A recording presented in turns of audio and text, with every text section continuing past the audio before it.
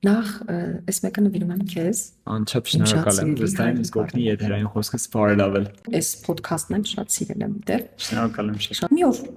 միտք ծագեց, որ արդեն ժամանակն է հոլովակ նկարել։ Հայկական TikTok-ը օրինակ ինձ համար չարիք է։ Եթե օրինակ հնարավորություն ուներ հանրաքվեի միջոցով վերացնել TikTok-ը, ես հաստատ կողմ կքվեարկեի։ Իսկ դու Ես չէ,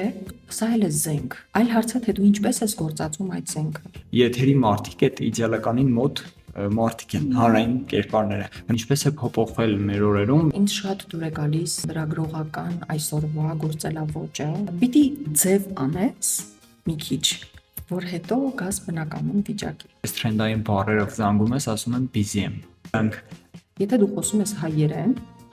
ուրեմն բարի եղիր հայերեն բառեր գործածել։ լատինատար եւ ռուսերեն տառերով հայերեն նամակագրությունները արդյոք նպաստում են հայկական մտածողության աղճատմանը։ Երբ գրում են նամակները կիրիլյան կամ լատինատար, հա։ Բարև ձեզ Հրաչյանը, գրել էին բարև ձեզ Հրաչյան, բայց հայատար։ Հայատար ստեփնաշար մարդիկ չունեն։ Սա խորքային խնդիր է ինքնությունը զգալու։ Այո, երբեմն մշակույթը պետք է ստիպել մարդուն։ Մորակրոջս տղան գրում է ռուսերեն տառերով եւ երբ ես ասել էի գրիր հայերեն, ուղղակի սկսեց ինձ աուդիոներ ուղարկել։